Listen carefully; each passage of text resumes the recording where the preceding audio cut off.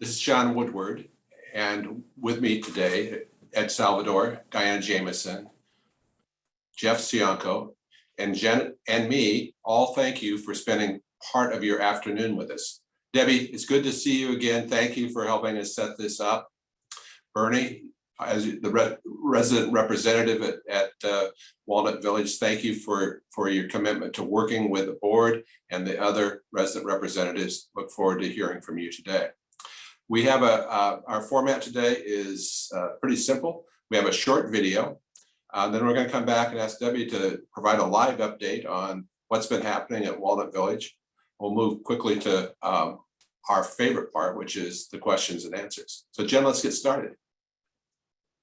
Welcome everyone to the State of the Organization presentation. We are pleased to have the opportunity to speak to you and look forward to the question and answer session following the video and an update from your executive director. Ed will provide highlights from the audited financial statements, as well as the required regulatory elements from our first year as a consolidated entity. I'm very proud of our team and its achievements that resulted in a turnaround in the operating income from our senior living communities and an increased contribution from our affordable housing communities.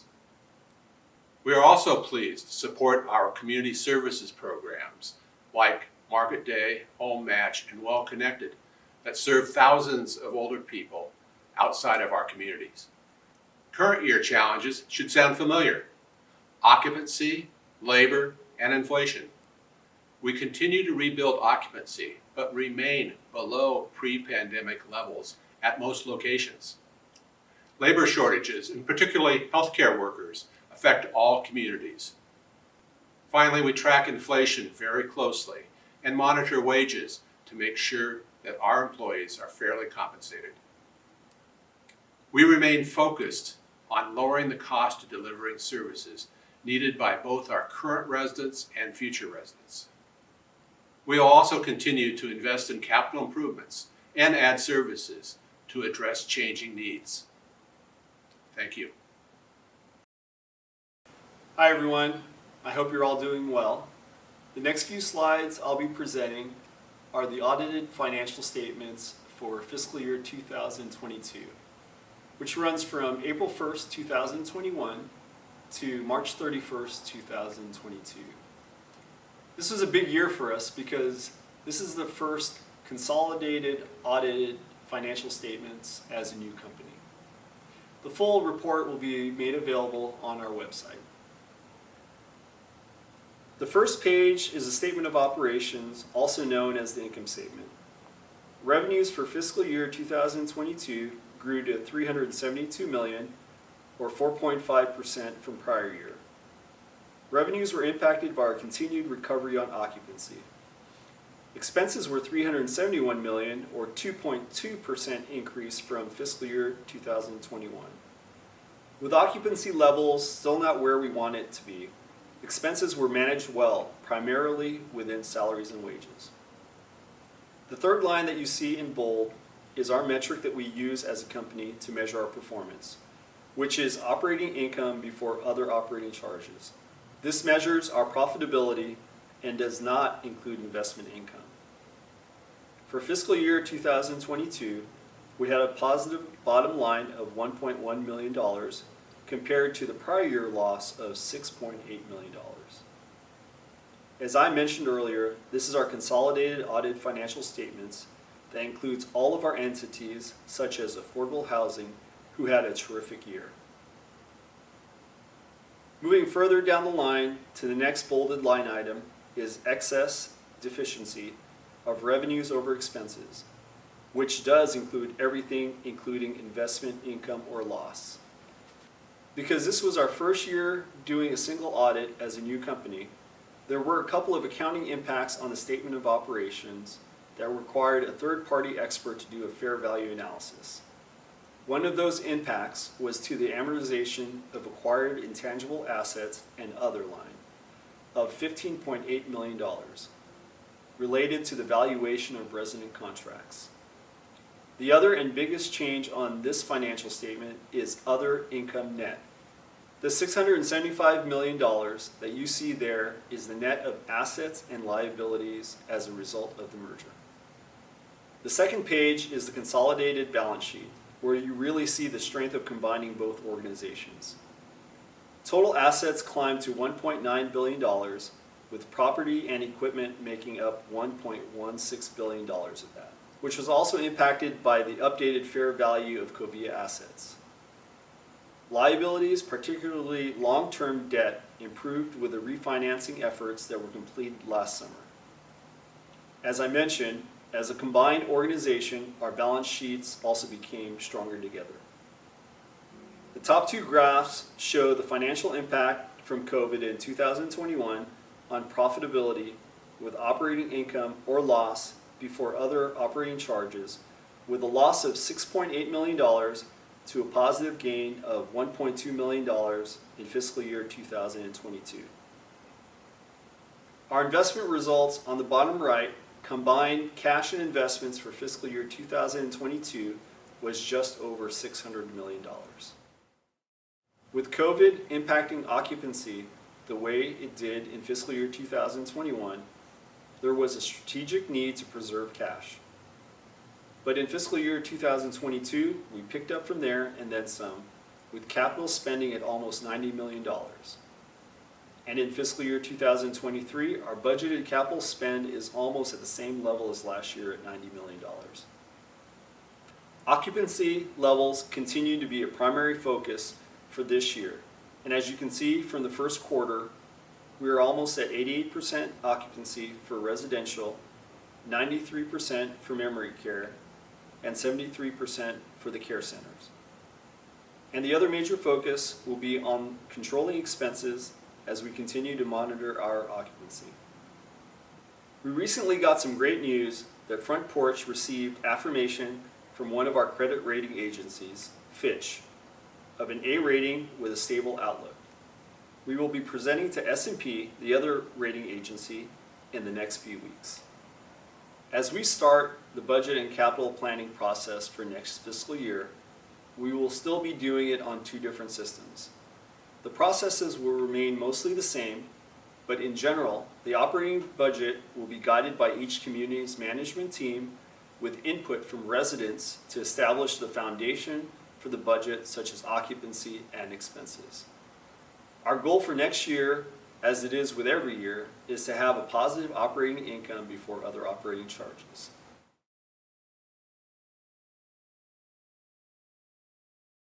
Thank you. Now let's go to Debbie for an update on what's happening at Walnut Village.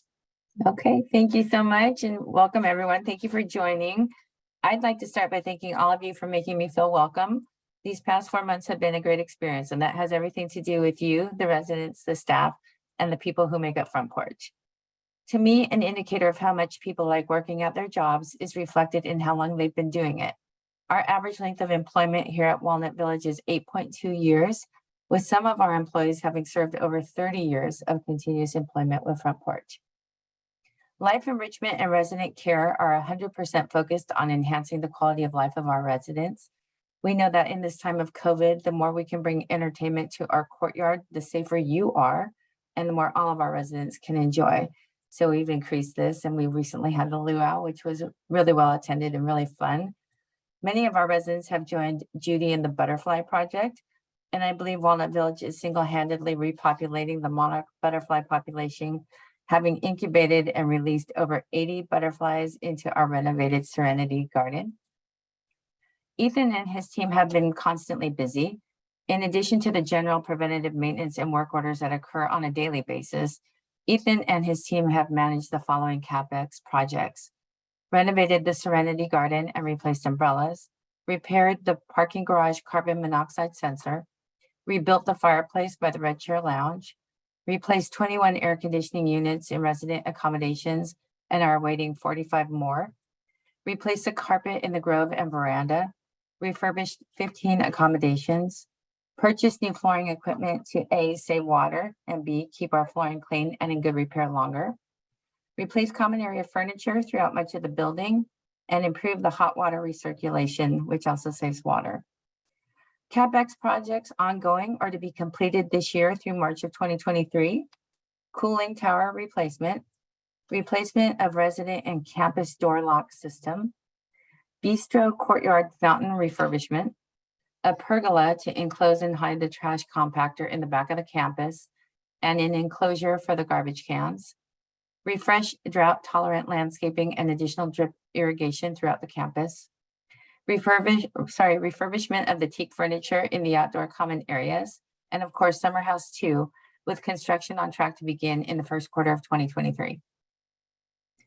As we go into budgeting season, thank you for returning your surveys regarding what you would like to see in terms of CapEx projects, cost savings, and your overall satisfaction with life at Walnut Village.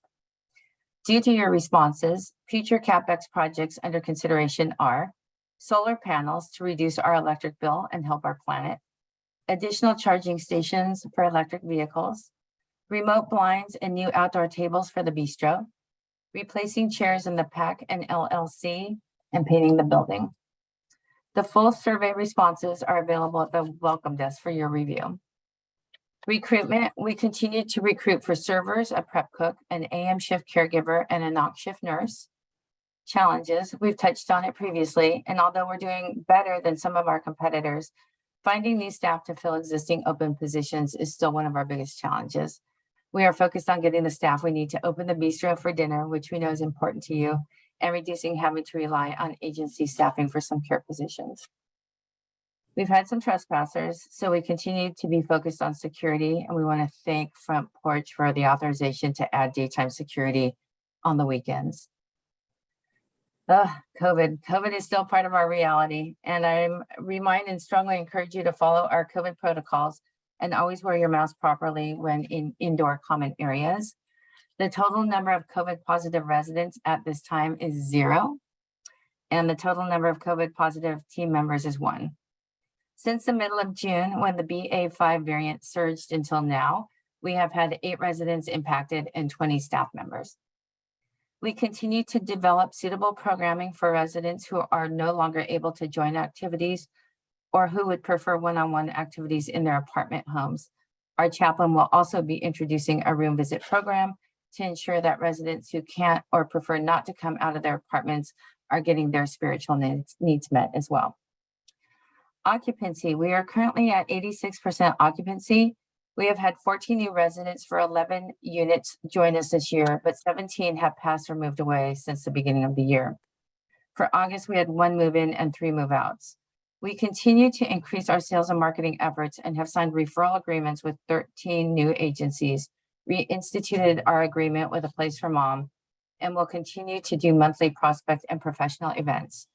We are also beginning a new ad campaign in the Orange County Register to increase awareness, inquiries, and tours.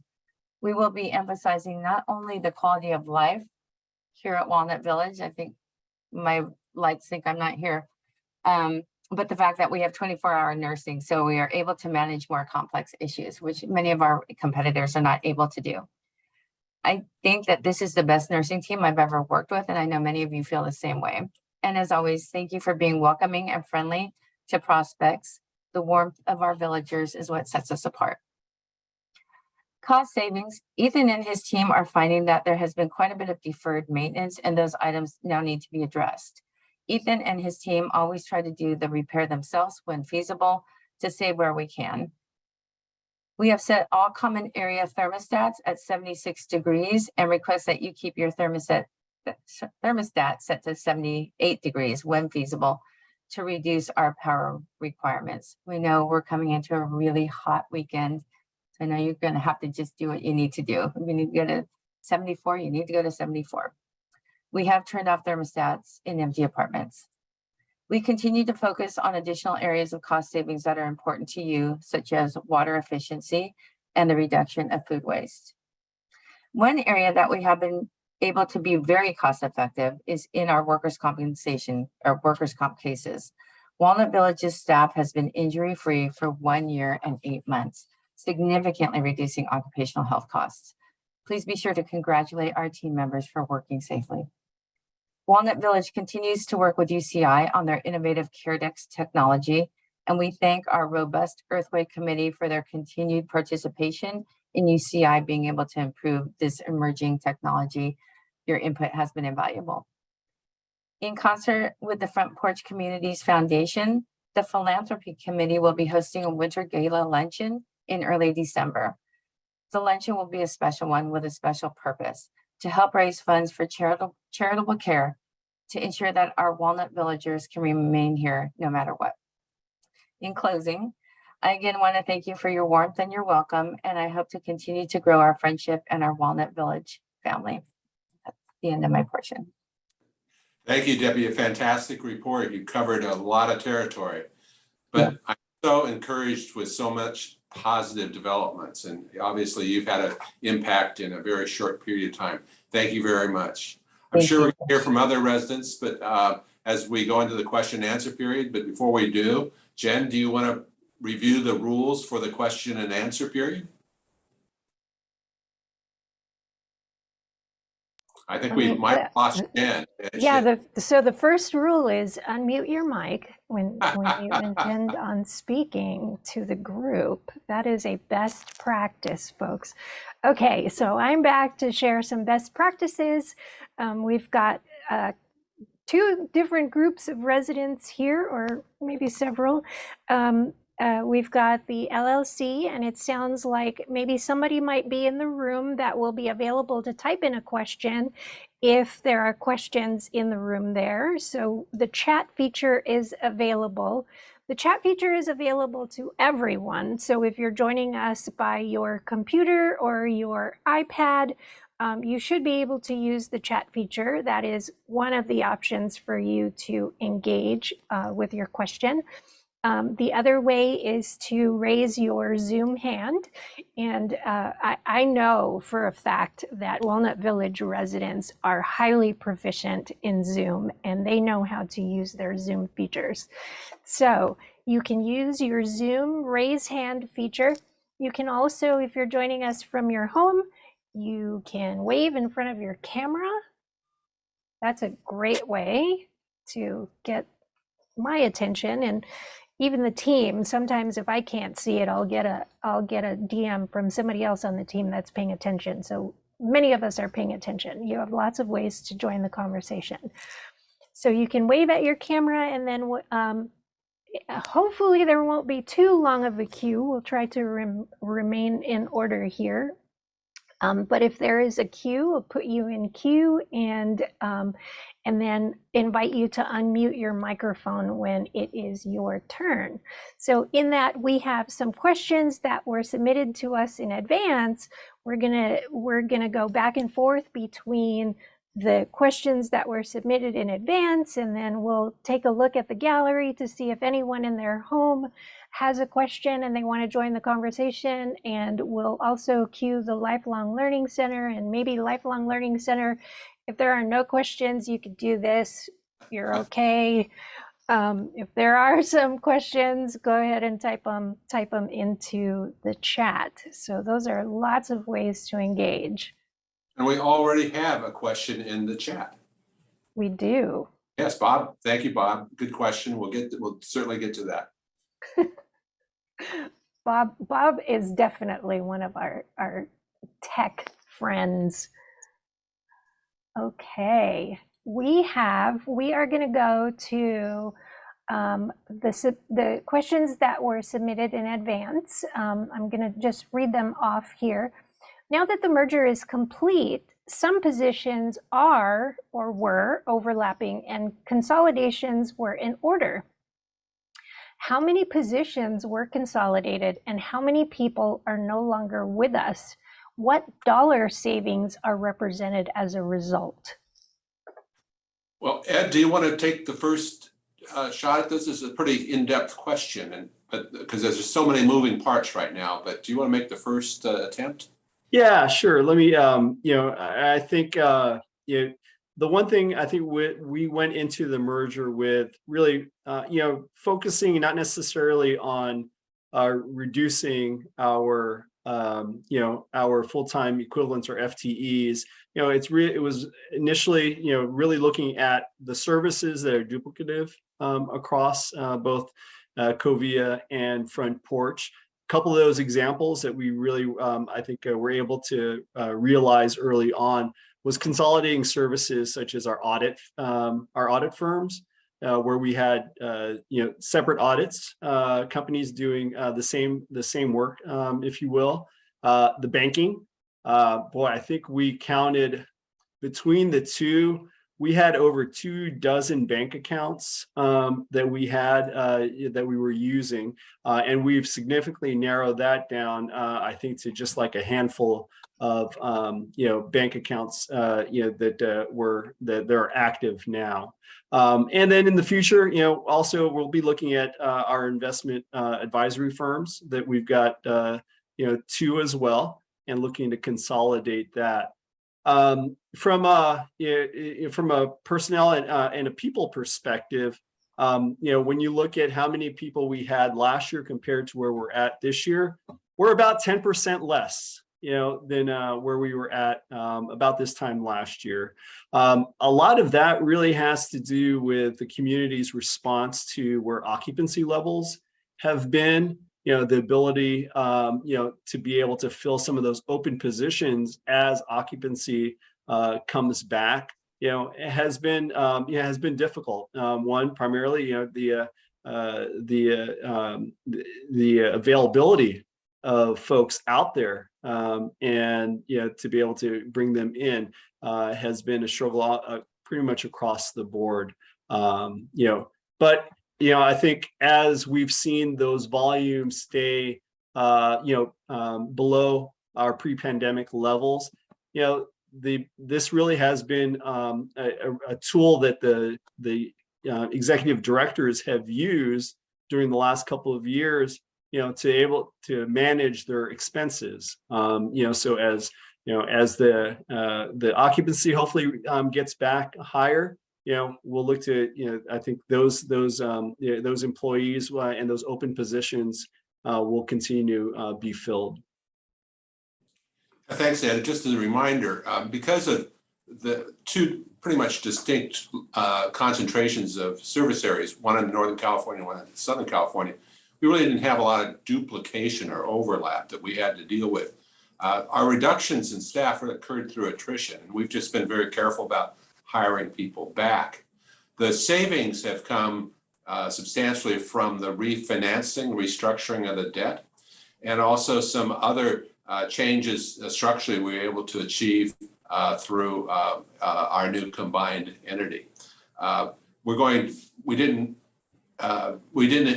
enjoy a full year of benefit from those, but we will in this current year. So that's something to look forward to. I think we will see some staffing changes in the future. Not so much, again, that we expect to see layoffs of any sort, certainly not in the communities, but just because we know we need to continue to change the way we work. Our new business systems are going to give us new tools to schedule and to just work in ways that we can be more flexible in approaching our workforce. So I mean, that's our approach. We've achieved a lot of benefits in the first year. We expect to continue to have substantial benefits over the next probably 2 to 5 years from this combination. Okay, we have a question in the chat from George. Thank you, George, for using the chat feature. Is there a target date for the completion of the new care center? And I believe that's Summer House, right? Yes, basically the conversion of the care center to our new expanded Summer House, as well as some additional high acuity assisted living and independent living. I'd say, Jeff, do you have the most recent schedule projections at this point? I can give some estimates. I think we have just completed a substantial review of some of the overall construction costs, and we still don't have permits yet. So probably if we can secure the permits for the building by the end of this fiscal year, maybe around December, January, we're probably looking at anywhere from 12 to 18 months of construction. So that would probably push us out into, early 2024, somewhere around there. Good, and I think the good news is that the discussions with the city seem to be going smoothly as far as getting the permits. They're overwhelmed, I understand, with all sorts of requests, but we haven't hit any snags. Is that correct, Jeff? We haven't. The initial response from the city was everything was green lighted, and we assume and hope that the permits, all the work we're doing, the pre-work we're doing, the permits, we shouldn't get any negative comments. But I think there's not going to be any problems. It's just a matter of, getting the city to make those final approvals. Great, thanks, Jeff. Jen, is there another question? I know Bob's still patiently waiting for his question in the chat to be addressed. But you're the Bob. I don't see Bob's question. He may have sent it directly to you, but. Oh, okay. Well then, yeah. Are you turning this over to me to? I'm turning it over to you for your secret exchange with Bob. Well, Bob, let me just, rather than try to pull it up, when I read it, it said, in light of the continuing inflation and perhaps extraordinary inflation up ahead, is this going to be translated to the rate increase in the future? Do I kind of encapsulate that? Yeah, okay. Well, as you can tell from my comments in the video and Ed's, inflation is our #1 concern. For a couple reasons. One is, certainly all the costs are going up, including food, as you know, but particularly labor, and we want to make sure we don't get behind in terms of paying market competitive rates for labor. So things are moving up all the time. Now, last year we had the 5.5% increase, and we kind of, shall we say, we were below what inflation is actually turning out to be. So how can we sustain that? Well, we found expense reductions, and we did that through a number of things, including the refinancing. That was a large one. That'll help. But inflation is going to continue. And if we just allow rates to go up at the same rate as inflation, I think we're going to really jeopardize, first of all, the financial stability. Yes, good. I won't repeat what you just said. But yes, we're going to jeopardize the financial stability of our residents' personal situations, and we won't have people moving in. So that's always been our #1 priority is how do we maintain affordability, which means we have to continue to look for ways to reduce expenses, operate more efficiently in other areas. We think we can do that. We're very impressed with what we see going on in the general economy, but we know that we just can't accept that. We have to look for other ways to reduce the expenses. We're going to pay the higher prices for food. We're going to pay the higher wages for our residents, our employees. We need that, but we have to figure out other ways of operating that save expenses. We have group purchasing coming up. We have the new business systems that we should be able to be more flexible in how we staff. But I think our true advantage is our spirit of innovation, that we always looking for new ways to improve service. And that means we're going to look for ways to operate and provide you with more services with the same or lower costs. So that's our challenge. Stay tuned. The meeting in February is going to be interesting, but I can't even predict right now because I'm not sure how this inflation picture turns out. Jerome Powell did not give me a lot of comfort this last week, so we'll see. Thanks for bringing that up. That is what keeps me up at night. Okay, I'm going to go back to the list for a moment before we go back to the chat. From the list, how have we altered our vendor list to capitalize on purchases on a larger scale? Jeff, are you going to take that, or do you want Ed to start? I'll let Ed take the first stab at that.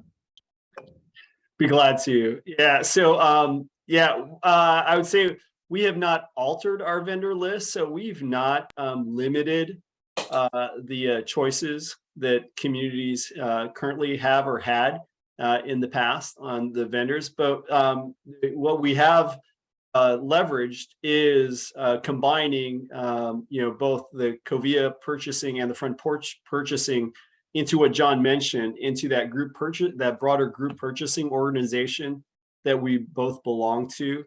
So aggregating those really enables us to add up all of our historical buying power and combine it together, for us to be able to go back to our GPO, our group purchasing organization, and really put pressure on vendors, to be able to give us better pricing.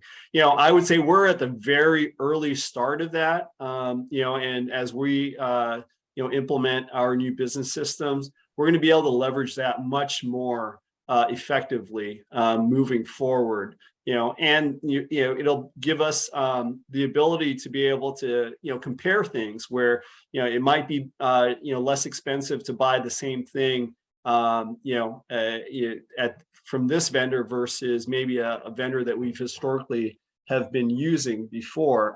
But and I think that's the beauty about having the new business system, is just that accessibility to the data, and for us to be able to make good decisions that eventually I think will enable us to be able to reduce costs, and effectively impact what that rate increase is next year. Thanks, Ed. Jeff, what do you think the areas of greatest opportunity are?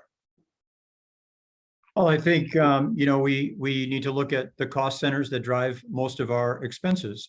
Certainly, food is one of the biggest areas and biggest cost centers. And I think we have a huge opportunity with the consolidation and merger to really leverage our size and scope. But we also want to be respectful of the executive director's needs regionally to buy produce and meat and other things from local vendors when it's important for them to do that. Supplies. A huge opportunity to leverage those supply costs, and then outside services. I mean, we do a lot of work with a lot of different vendors in terms of doing work at the community level, and I think there's ways to manage those costs as well. So, Jeff, I'm listening to this, and if I'm sitting in the room with the rest of the residents, I might be thinking, well, they've got to be tempted to just also take quality, trade off quality and go down a couple of notches in order to achieve savings. Is that, how does that play in your thinking? Yeah, it just doesn't, John. If we don't make the residents happy, all those savings are worthless. We'll lose our occupancy. We'll lose, the kind of goodwill that we've built up. So we have to turn to our executive directors and our local directors to make smart decisions on how to buy and how to purchase things, so that we keep that resident satisfaction at an all-time level. We're committed to maintaining the same or better quality going forward. Yes, absolutely. Better quality. Now, having said that, and Debbie, you probably see this every day, that at least in the current environment, we see shortages. And sometimes we don't have a lot of choice about what we purchase, but are you seeing shortages in any key supplies that we're trying to acquire? More than anything, it's just delay. We're just getting significant delays, like with the air conditioning units that we've ordered. It's about an 8-week delay. The locks that we currently use that are we're going to be upgrading because they're they're just no longer effective. That's a 10-month turnaround. So it's just more than we're seeing supply chain issues. For day-to-day goods, we're fine, but it's more the supply chain issues with equipment. Okay, great. That's really a good dose of reality. Thank you. Jen, another question? Yes, I'm going to bounce back over to the chat room. We have a question from Michelle. It's probably for Debbie to answer. Healthcare personnel here said last year that people wearing catheters were not allowed to live in summer house. This person thought that this would probably have to change because of the preponderance of health conditions among older people living in summer house. Are physical problems and disabilities now allowed in summer house? I can definitely address that, unless it's an absolute front porch policy, which I've never heard of. A catheter is a restricted condition per licensing. It's not a prohibited condition. And a restricted condition simply means that our staff needs additional training and home health needs to follow. There may be an issue where a resident is so confused that they continuously pull out the catheter. That could be dangerous to them. That would be something that we'd have to evaluate, but it shouldn't be an across the board issue ever. Obviously, people with physical problems and disabilities, it's going to happen when you have dementia. You are going to decline. It's inevitable. And so the beauty of Front Porch and Walnut Village is that we do have that 24-hour nursing on site. So not only the 24-hour caregivers and med techs, but nursing to really provide that additional level of assessment and critical thinking and the ability to really manage these residents properly. So I hope that gives you some peace of mind, but folks with disabilities are absolutely welcome in our summer house. Thank you, Debbie. Great response. Jen, Thank another you. question? Yes, I'm going to go back to the list of questions that was sent to us before. And this is along the lines of how you addressed Bob's question, but it's phrased a little bit differently. Fiscal year 2023 rate increase for all communities was at 5.5%. Is this the new norm at 5.5%? Will we ever see historical rates such as those less than 5%? And there's an account of what it was in 2021, 2020, and so forth. These are rate increases on which we built our financial plans to move into Walnut Village. I think that's a great question. And in case anyone can't find the historical rate increases, please let me know. We keep those on file.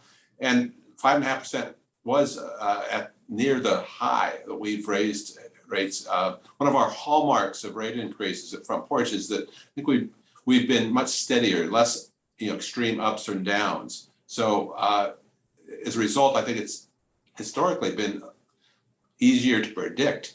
But as we know, last year and our current years, very, very unusual events. And as Bob said earlier, are pointing out that the inflation really is the wild card. I'm certainly hoping that we have a lower increase next year, but we have to wait and see what happens with the expenses. We understand that your resources aren't increasing as rapidly as the inflation rate. And we have to continue to figure out how we can reduce expenses otherwise to offset this. But there's a limit to how much we can offset. And I think it's going to depend on how the general inflation turns out. But so I'm sorry, I wish I could be give you a little more comfort as far as the future inflation rate. But right now, it's a bit of a wait and see. Ed, anything that you want to offer as comfort? I mean, we're working really hard at expense reduction, even though we don't know what the inflation number is. But what are you seeing from your end? Yeah, no, I think that's really our focus for certainly for the budget that we're in, currently building out today, and it is you almost probably a broken record, but it's going to be cost control, really looking at some of the low-hanging fruits that I mentioned earlier, as a result of the consolidation and merger of the two organizations, and focusing in on our overhead costs. The part that I think that we can do better is look and see where some of those opportunities are in those overhead, and be able to reduce that as well. It's not just at the community level that we're trying to save. We're focusing very heavily during this next few months as we build out our fiscal year 24 budget, to look at how can we do better in that area as well. Well, let me offer some hope too. I think that as you heard Ed's description in the video, Front Porch is in a very strong position operationally, financially. And that means that we can react. We have options to react to challenges. And we also have options in terms of how quickly we need to offset things. As you might recall, the fiscal 21 rate increase, we elected to defer for a quarter.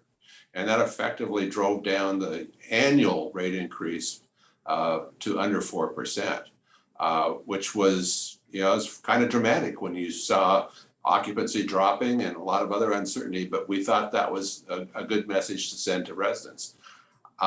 We don't have to achieve all these savings right away. We have resources, but we're now looking at long-term trends and what we have to do in order to maintain this strong position over the next few years. So stay tuned. I think that the February meetings are going to be very interesting. Okay. I see you, CRHR1. My apologies. I don't know what your name is, but I do see your hand. Thank you. I need to put you in the queue. I have two questions that had come in through the chat, so I won't forget about you. There are two related questions that came to me by direct message, and I feel like you, George and Judy, you are both speaking for probably other people here. George asks, I have listened to a lot of discussion about the concept of acute assisted living. Is that concept still under construction? If so, what does this feature offer? And Judy asks, I feel like this is related, high acuity is a buzzword which is not well understood. Please explain what it means and how it adds to the summer house offering. Judy, you're absolutely right. It is a buzzword, and it does mean different things. So I'm going to stop trying to explain it and defer to Jeff to give a more precise definition, and more important, what it is we're trying to introduce and to supplement at Walnut Village. Yeah, it's a great question. I think what we're really talking about when we talk about high acuities, we're talking about residents who have 3 or even more ADLs that are significant enough that we would require an extensive amount of time to deliver those services, either scope of work or amount of work that we need to provide. And certainly there we see, as residents are aging in place, that they have more care needs and higher levels of care. And the new center that we're building, both for memory care and for high acuity residents in assisted living, certainly will allow residents to transfer into those areas, receive the kind of care that they need, that we can't very efficiently provide, and that will give them an opportunity to stay on the community and have those services delivered. So Jeff, as I hear you describe this, this is for residents who have needs that are such that it's really not practical for them to continue to live in their apartment, but at the same time they're not so the needs aren't so extreme that they need to be in a skilled nursing environment. Is that correct? Yeah, and I think it also is the cost to stay in their apartment and have that many needs delivered would be prohibitive. And by moving to a more efficient model of care where we have the staff that can provide those care needs, it makes it much more affordable for them to stay living in an apartment.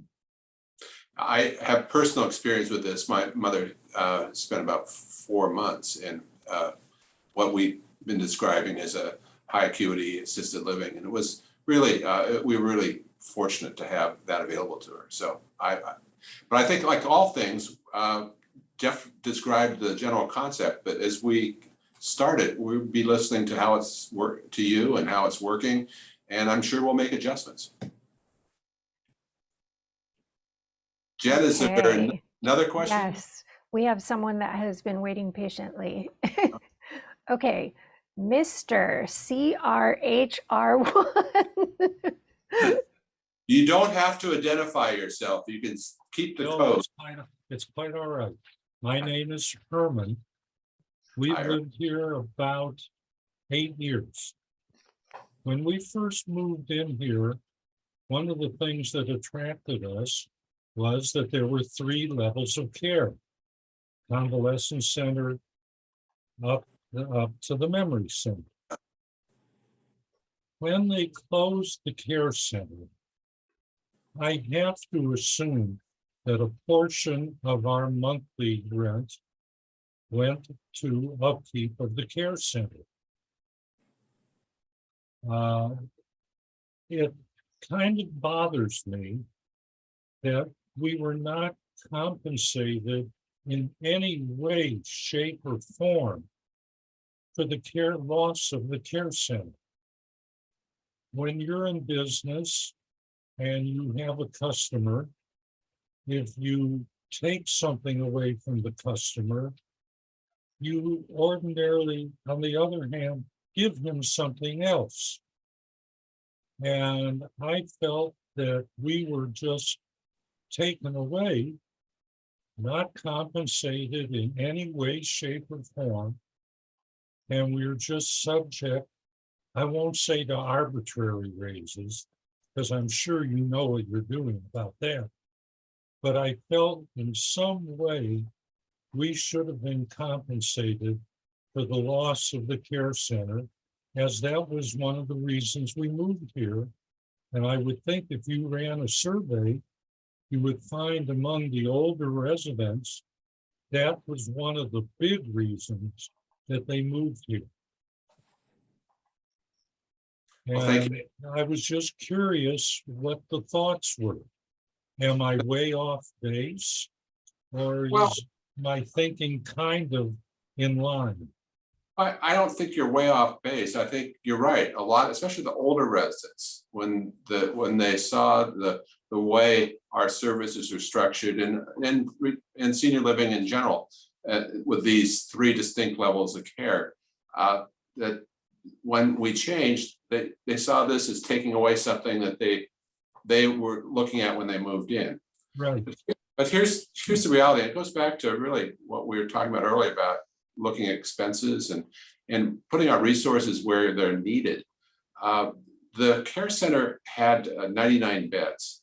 And before we made any decisions, we watched that very carefully for a number of years. It averaged only 3 residents from Walnut Village using it.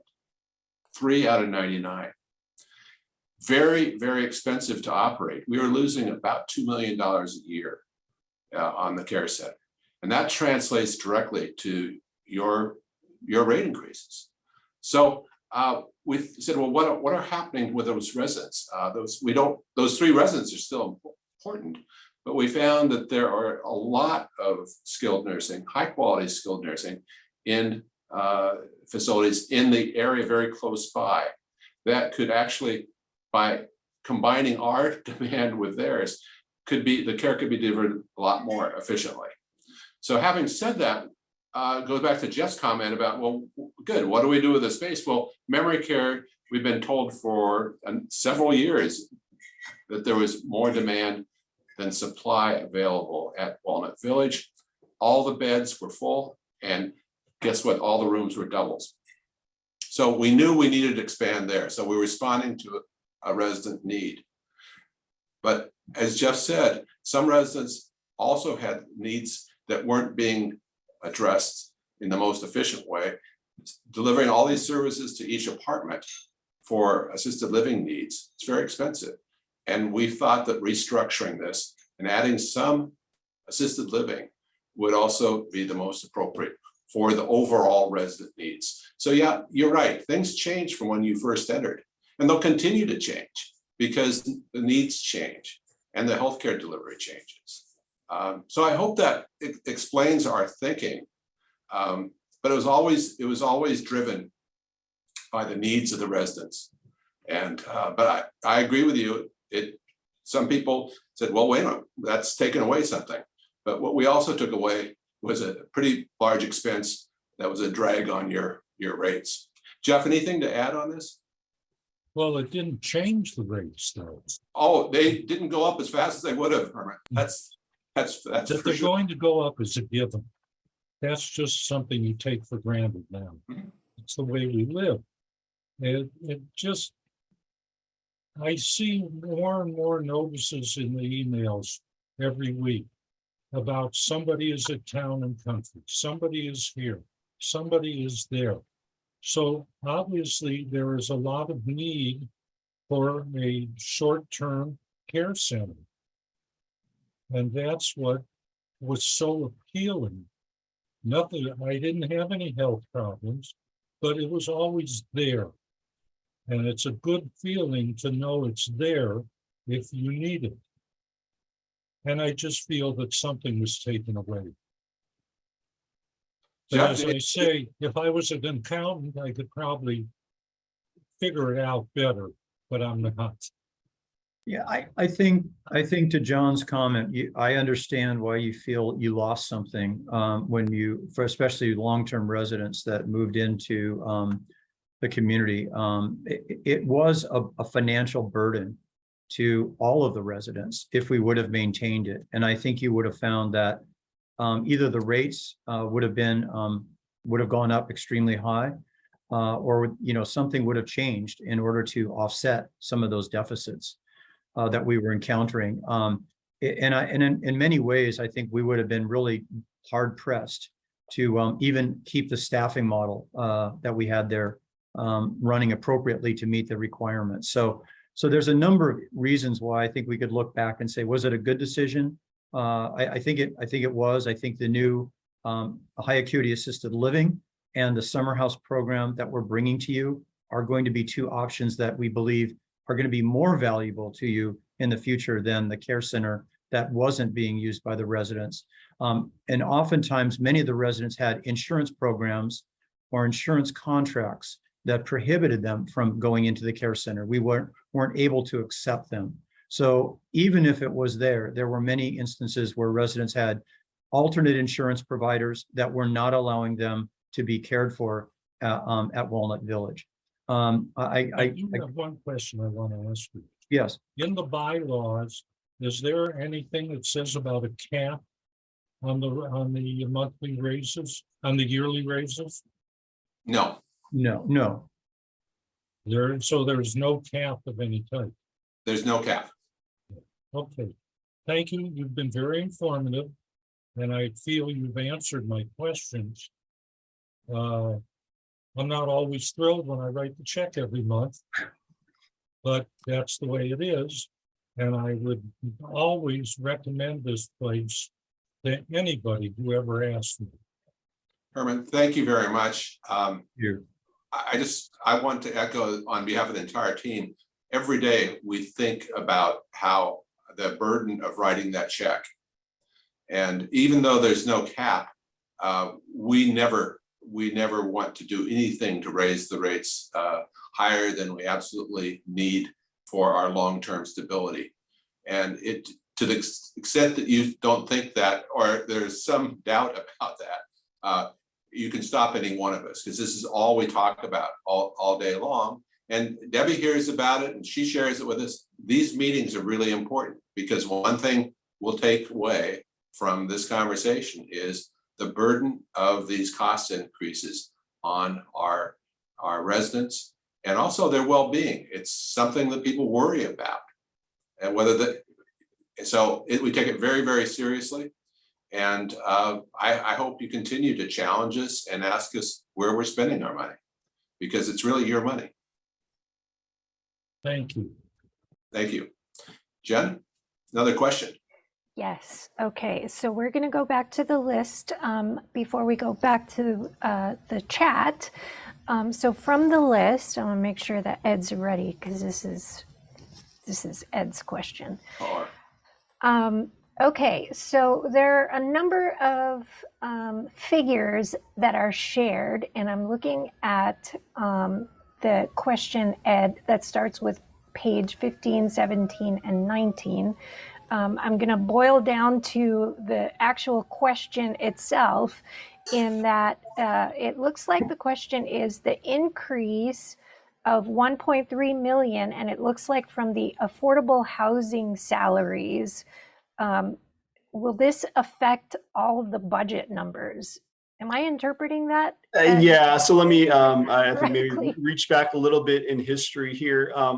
During our budget presentation, in February. So, yeah, we had a page where we had broken out the salary increases by the communities, affordable housing, and then the home office. So this specific question was, there was a $1.3 million increase that we had budgeted for affordable housing.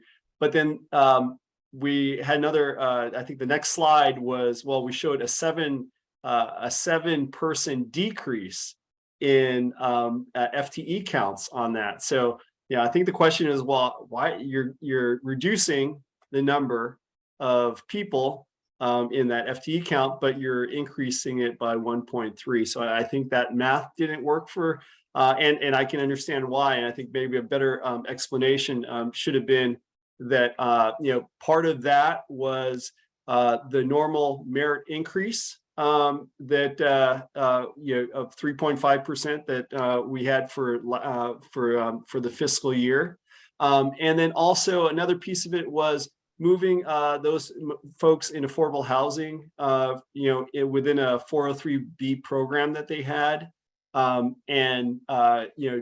compensating that in their salary, and building it into their salary, since that program had changed. So that was the difference, and that's the majority of what you saw, that the increase in those salary numbers. Okay, so Ed, let me just translate this. There was 403B, the retirement. We discontinued one type of retirement program, and we compensated them by increasing their base salary so that they were made whole, basically, right? That's right. Yep. So that resulted in a extraordinary increase. But we also have to note that this last year, the affordable housing did very well. In fact, their net operating income before the charges is higher than the senior living community. So they are an organization that's doing very well. They also work very hard delivering care to some of the most needy people in our community. So just a plug for affordable housing generally. Thanks. Jen, is there another question on that, in that vein? Because Ed handled all those numbers, I thought, very, very well.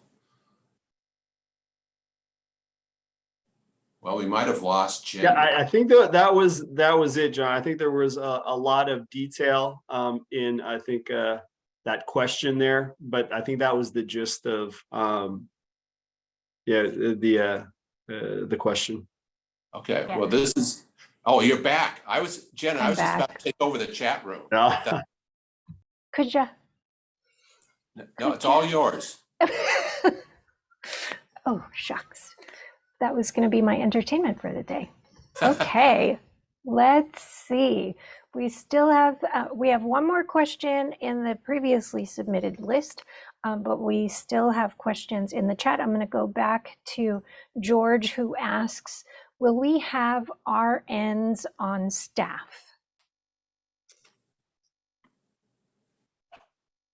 All right, and Debbie, do you want to take a crack at that one?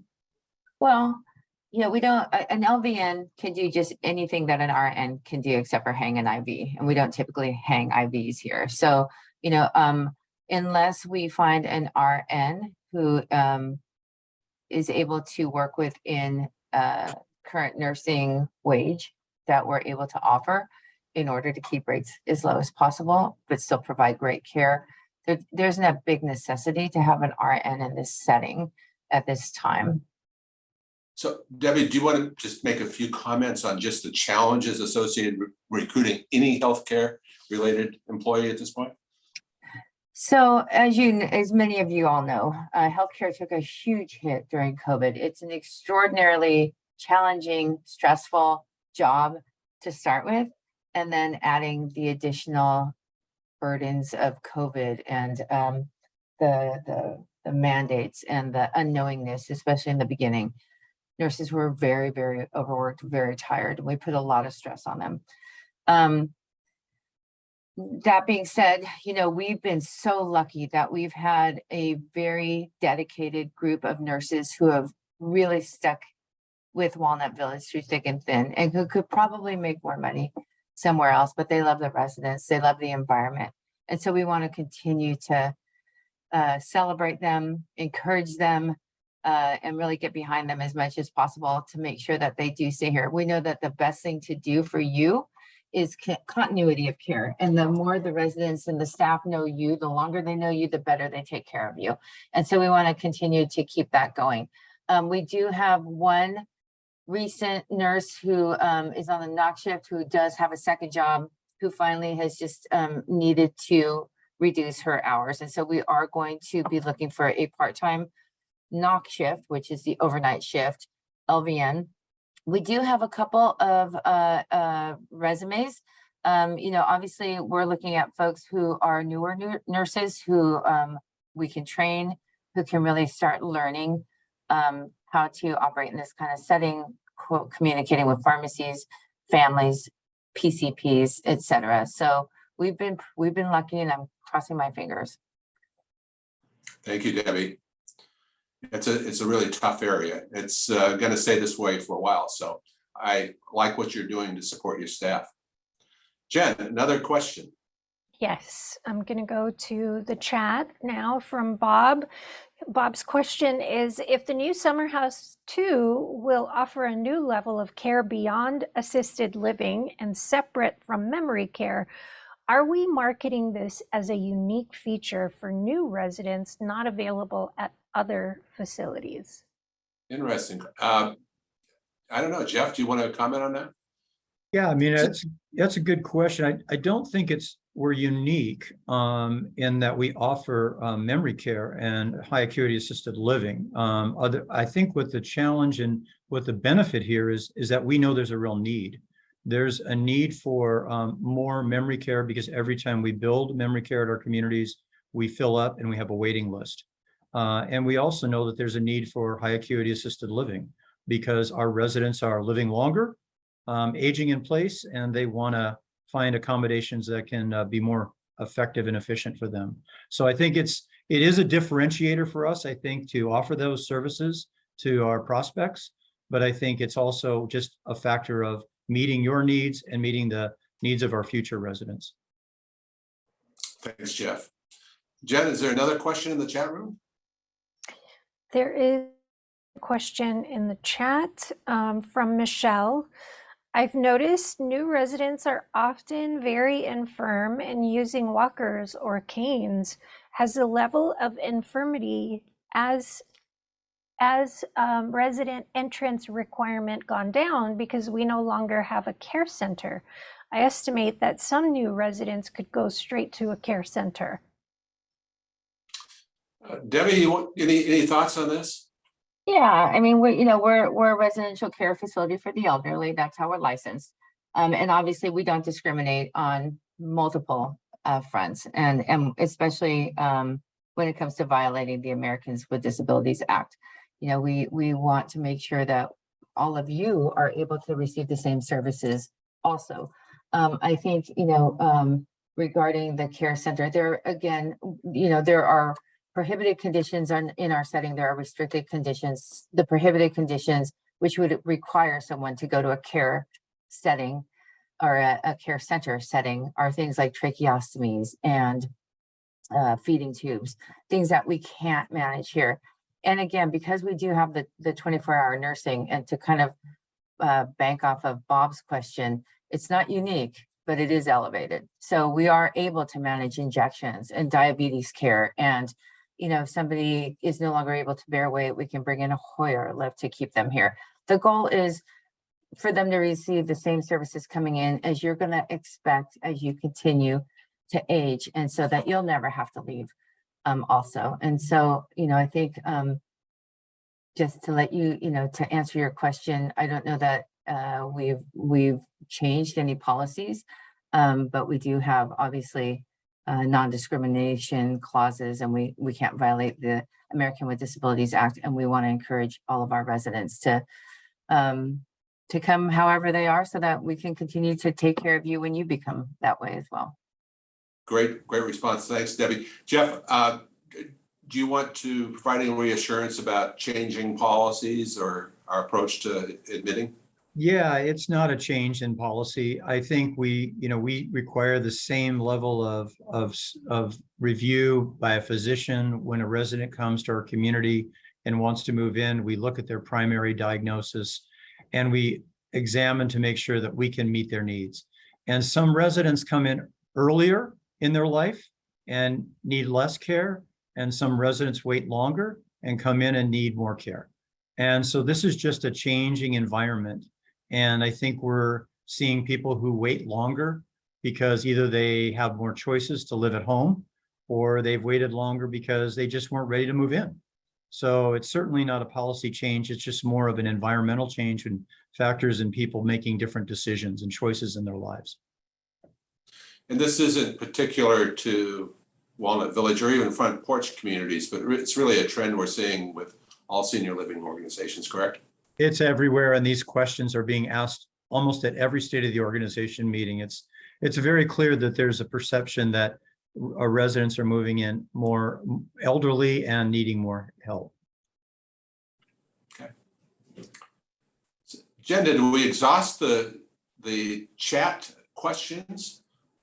We have for the moment, but we have one last question on the list of questions that were submitted in advance, and this is a capital question: capital budget major projects. Has Walnut Village reconstruction of the adjacent building designed for residents and summer house additions been dropped from the fiscal 2023 capital budget? Boy, that one gave me a pause. Ed, have you dropped the project from the budget? No, we have not. No, it's still there. I think what we do from a process perspective, and actually what's going on right now is the communities are submitting their and I think what Debbie probably is doing is aggregating all the capital requests that she and you want for next fiscal year. And then we'll have that approved by the board, in the December meeting or January meeting, excuse me, and that'll be in effect for that. So the prior budget, for that project was approved in in 21 or 22. I think it was in 21. So that amount is still there. And it's still ongoing. So nothing has gone away. And probably, I don't know, Jeff, I think that original number probably has actually increased from the last submission and approval that we got. Unfortunately, it has, Ed. It has gone up a little bit. Yeah. Well, a little bit is actually quite reassuring. I just think we're sort of ending with the way that we started with Bob talking about the effect of inflation. Jeff, you mentioned that the bid packages aren't going to go out for a number of months.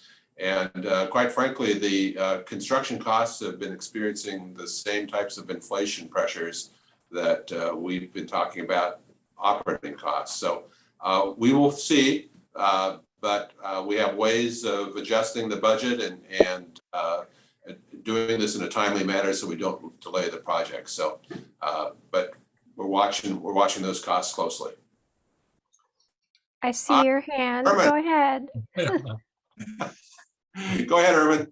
I'm just curious, do we know what the average entrant age was, let's say 10 years ago versus January 1st of this year? That's just a point of curiosity. Oh, it's a great question. Jeff, did you have that at your fingertips? I don't, but I can ask our marketing department to check that out. I'm sure they have that out of Mary Cullen, ready. are you on the available. line? Let me see if Mary can provide it. I'm here, but I can't say that we have that at our fingertips. It would be something we could look at and get back to you on. See, I'm very proud that no one's just guessing at this point, Herman. So it's certainly gone up, but we'll get you the precise numbers for Front Porch overall and for Walnut. See if we can even break it down to Walnut Village to let you know what that change has 10-year, been. 5-year, and this year. All right, 5 Just year, 10. curious. Okay. We'll see what we can we can find that's definitive with real numbers. Okay, thank you. Great way to wrap things up. Jen, any other hands out there? Yes, Dawn, I see your hand. Dawn? Or I'm Walnut. Dawn, you're unmuted. We should be able to hear you. Yep. Go ahead and ask your question. Are you ready?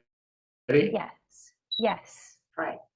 You can hear me now?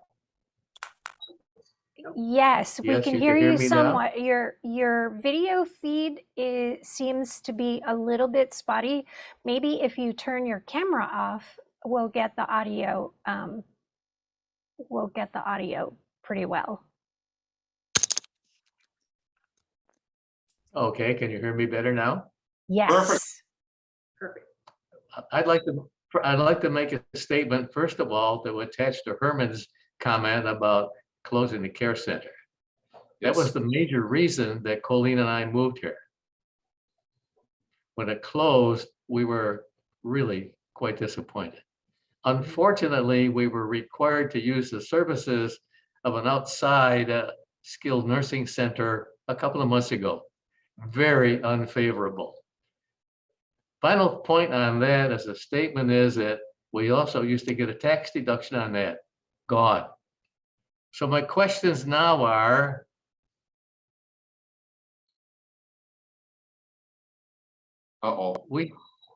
in the event that you must have a lot of money available for investment in your assets, and you mentioned about having investment counselors, have you considered using 2 investment counselors and pitting one against the other and letting them know? I'm inquiring about return on investment. So I heard a couple different topics here, but the last one, but why don't we take that one first? We actually do, we haven't sorted out our investment advisory services yet. We still have the 2 legacy firms working, and you're suggesting that, well, maybe we can sort of put the pressure on them to perform and to pick the one that has done the best. Is that correct? And have you under consideration pitting one against the other? Well, Ed, can you in a, I guess maybe not pitting, but a way that you can Whatever you want to call it. put forward our. Let's let them know that they're in competition. Absolutely. No, I think that's, and that's exactly the direction that we plan to, so we're going to send out a request out there to multiple, probably not a whole lot of folks, probably a small select handful of other firms, to use your words, to pit them against each other, but they'll have the opportunity to bid for the business, and we'll go through, and you'll be glad it won't be me, it'll be it'll be wealth of individuals that we'll put together to help make this decision on which firm we're going to use moving forward. But that is definitely the plan, is to be able to leverage our our combined organization in order to get the same services, hopefully for cheaper, and actually even get better service as well. So that's on our radar. Okay, good answer, Ed. Now my final question is, when Colleen and I run out of money, are you going to move us out of this apartment, or do we stay here? What happens to you? You're not the Well, I don't have a, Jeff, do you have a response to, I don't think we have a plan that we can relate to them. Well, we have a foundation that looks at those kinds of situations on a case-by-case basis. And we have requirements under which we would review an application for foundation assistance if you indeed run out of money. And so what we would do is, at some point prior to that happening, we would ask that you let us know, give us a notification at least about a year in advance, and we'll talk to you about it, and we'll look at what options are available. And can you tell me, Jeff, where that's explained in all of the paperwork we signed? Oh, it's probably not, it's not in the paperwork you signed. We probably made a notification to you that we had a foundation available, but we don't guarantee its existence or its available funds. But we can certainly give you access to the information that we have on our foundation and what we would offer relative to having those funds available. So I'll make those available to you. That would be a pleasure. Thank you very much. Yeah, no problem. Just just make sure I have give your information to Jen, and I'll contact you. Don, I want to go back to your initial comment about your unfortunate experience at a skilled nursing facility. When you have an opportunity, could you sit down with Debbie and just relate what happened, where it was? Because we do have some influence over the access here, and we want to do whatever we can to make sure that you have the best options available to you. There's many fine, highly rated skilled nursing facilities very close by, and if they're not operating up to their star rating, we need to know that. So thank you for bringing that to our attention. Well, I need to tell you, John, that Judy Phillips did a wonderful job surveying the skilled nursing centers within, maybe like 10 miles of this place. And the one that we chose came out about number 1 on 99% of the information pieces. So it's kind of disappointing. What it really boils down to is lack of personnel. They just don't have enough people to take care of the people. Well, we can relate to that. We have limitations just on where we are operating skilled nursing. We have limitations on capacity, and I think most healthcare facilities right now have that as a constraint.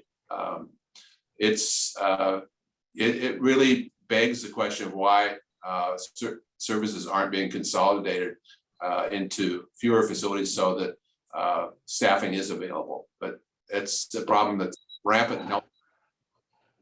It's kind of disheartening because the skilled nursing facilities continue to solicit people from our location. Oh, yeah. And it's almost like it's a fraudulent solicitation because they know they can't take care of them. Well, I don't want you to identify the facility now, but if you talk to Debbie, it is something we keep track of, and we will just we'll advise others. I'm so sorry that you had this bad experience. Sounds like you did everything right, screening and picking one, and I hope that we can help direct you to a better choice next time. I don't want to have it next time. No, next. Well, I can relate to that. I don't want you to. Good for you. That's the best decision of all. No next time in skilled nursing. Thank you. Thanks, Don. Very good comments. Herman, thank you very much. It's great talking to you too. These are hard topics, but all of your comments are helpful. And everything we've heard today is going to help us improve services. We've listened, and we'll certainly take all this under consideration. Don't stop now. Just because the call ends, please continue to send us feedback as you can about things that are working well, about things where we can improve, or things we should add. We have to keep constantly looking for ways to improve what we do to you, including becoming more efficient, which translates to moderating expenses. Jen, is there a final question out there, or are you ready for you? Oh, well, we have one more question from Bob in the chat. Bob's question is, Walnut Village is now offering a month-to-month program, which was not available a few years ago. Do these residents have access to the same services and benefits from Walnut Village? Debbie, do you want to start on that one? And do they have to pay that big bill? I can start on that. So Bob, yes, we do offer a month-to-month program now. It is, and I hope I'm saying this term correctly, financially neutral. So Yep. where you paid an entry fee, which is repayable, it depends on which one. So if you're paying a 90% or you do the 90% entry fee, it's a great asset preservation for your heirs. They'll get the 90% when you leave. With a month to month, you're not going to get something like that benefit. And you're also going to pay more per month to offset the fact that we were able to accept, the entry fee and work with Ed knows what we do with those funds, I'm sure, to continue to grow our company. So you will be paying more. So it is neutral from a financial standpoint. Yes, they have the same access to all of our amenities. And again, they will pay more on a month-to-month basis than you paid with your entry fee. That's as much as I know right now. Pretty thorough response. Thanks, Debbie. Jeff, anything to add to that? No, I mean, I think Debbie covered it all. I mean, we want to offer different kinds of contracts so that we're revenue neutral, but we want different people to have different options so that we don't exclude people from our communities. And I think your opening statement, Debbie, about this, we structure these to be financially neutral. We want this contract that the resident wants or prospects want. And we do this in other places as well. This isn't a special arrangement for Walnut Village. It's new to you, but we've done this other places for many years. Jen, do you see another comment out there? Are we ready for your wrap up? All right, I am going to give the gallery a quick scan and make sure that we don't miss any hands that are raised up there. I don't see any hands, so I am going to proceed with a closing announcement for everyone. I'm going to share a screen, share a graphic here with you all, and you let me know when you can see it without all the messy stuff on my screen. And can you see it? Yeah, I see Diane's head. Thank you. Thank you, Diane. Okay, so coming soon is the Front Porch Fiscal Year 2021-2022 Impact Report. This announcement will be coming out soon. I don't know exactly when, but we want to keep you on your toes. This impact report will be the first for us in that it is a combination of social responsibility accomplishments from the larger Front Porch organization that we are now, including our new Northern California communities. This is our vision, values, and mission in action, and this for us exemplifies what it means to be part of a greater whole. So when the announcement comes out, there will be two ways for you to read all about it. The interactive version will be available through the frontporch.net website. You can see at the top of this graphic that our values are shown: connect, build trust, collaborate, lead responsibly, inspire creativity, embrace change. In the version that will be on our website, you'll be able to click on these various hot links and you'll be able to dig deeper into how we have met those values and read stories. We hope that inspire you and make you proud to have chosen Walnut Village as your home. And we're very happy that you have chosen Walnut Village as your home. So stay tuned for that. There will also be a printed version available, albeit it won't have the fancy interactive features of the web version, but we like to meet everyone where they are. Not everyone has a computer. So when that printed book is available, it should be in your library. So you'll have a couple of ways to see all of this information.